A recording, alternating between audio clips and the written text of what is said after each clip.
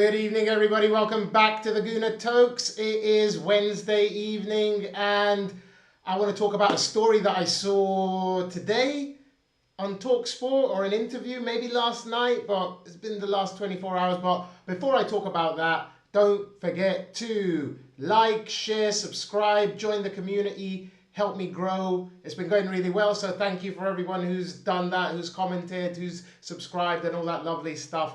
Okay. So, I happened to see TALKSPORT on YouTube the other day, and because it was Saka. There was an interview with Saka on England duty, which, sure, it's International Week, absolutely. That's the time you expect these kinds of interviews to be going on. So I clicked on it, let's see what Saka has to say. What I didn't expect to see was the blatant media narrative that was going on. I mean, let's watch a bit of that interview and then we'll talk about it. Okay? So this is Saka being interviewed on TALKSPORT. It changes like the weather, so can't pay attention to that. No, it does. Did you watch, after obviously your game against Sunderland, were you a little bit surprised by some of the backlash or the panic from some Arsenal fans of dropping points? I don't see anything, so I don't know what backlash, or I don't know what's...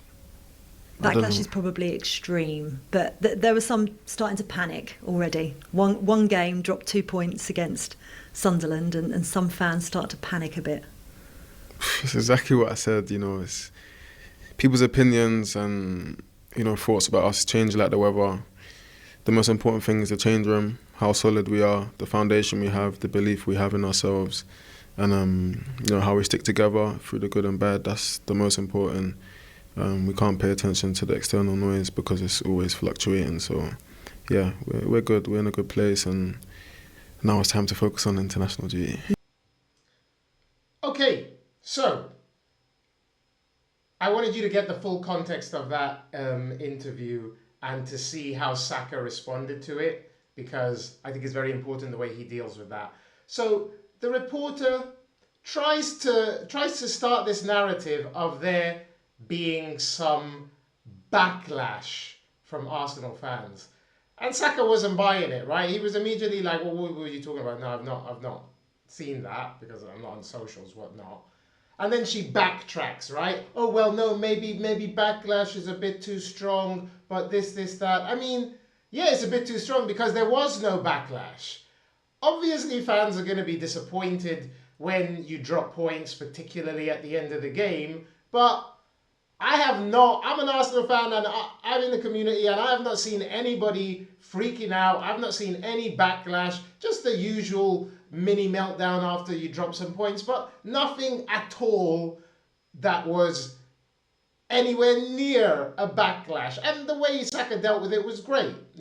He's obviously really media trained, and he's an intelligent guy, and so he's not going to fall for this obvious stuff, And then the reporter kept, trying to create this kind of idea that, oh, well, there's, problems with the Arsenal fan base and what's going on. And it was just ridiculous. You should watch the whole interview to really see everything that went on.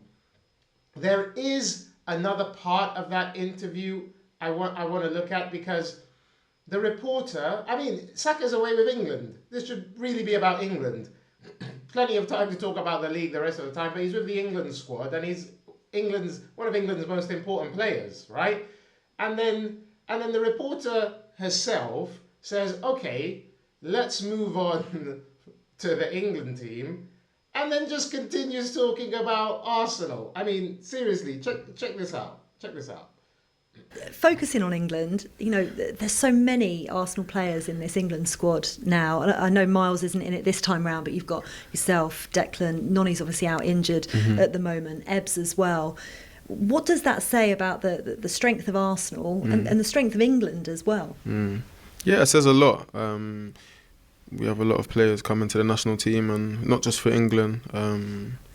We have a lot of other national team players, so it speaks about the strength in our team. And of course here as well, everyone that's here is of very high quality, and You see it on the pitch, you see it in training. Well, we feel it. You guys might not see everything, but when we go to training, you know it's gonna be high quality, good intensity, high level. So it's nice, and yeah, both teams are in a good place, I'd say. Yeah. Okay, again, I wanted you to get the full context and hear Saka's answer there. But again, she's like, oh, well, yeah, well, maybe I should be talking about England. Well, yeah, maybe you should be talking about England. And then straight away, she goes on to start talking about Arsenal again. I mean, the media are going to try and push this narrative of Arsenal, being under pressure, or trying to create this pressure or create this grief between Arsenal fans that doesn't really exist. We're all really happy with the way the team has progressed. We're all annoyed that we dropped some points, but let's keep things into perspective. I did a video yesterday talking about the fact that actually we are further ahead now than we were the last time we played City, and even at the last international break. So yes, dropping points is never good. It's never what you want, right? But also, it's not a reason to just completely lose the plot and say, oh, well, then our season is doomed, right? And it's this kind of narrative that I think as Arsenal fans, we really need to push back against and call out, because it's only being done to destabilize the club, destabilize the fan base, to, destabilize Saka. But luckily, Saka is an intelligent guy, yeah? And so he's not going to fall for this stuff. And the mentality and the atmosphere and the vibe and the camaraderie that we have in the squad that Arteta has developed is so strong now that you can see it in the way that the players are dealing with these things. Saka looks unfazed despite the fact that this reporter is obviously trying to get a rise out of him, get a reaction out of him. So, hey, if you see this, call it out, whether it's for Arsenal, whether it's for whatever team. But of course, Arsenal's at the top of the league, and the haters gonna hate, and the mainstream media is gonna mainstream media. So, TALKSPORT, do better. You can't be coming up with such divisive narrative just to cause grief, just for clickbait, just to whatever, get some viewers. I mean, in my point of view, it's a little bit ridiculous. So that's all I wanted to say today. I just want to jump on here and talk about it, make sure people are aware of this kind of narrative that the media is trying to push. And yeah, beware. Hey, thanks for joining me this evening. Short one today. Don't forget to like, share, subscribe, drop me a comment. Definitely respond. I always do. And I love hearing from you. So have a good evening, people. See you next time. Take care. Peace.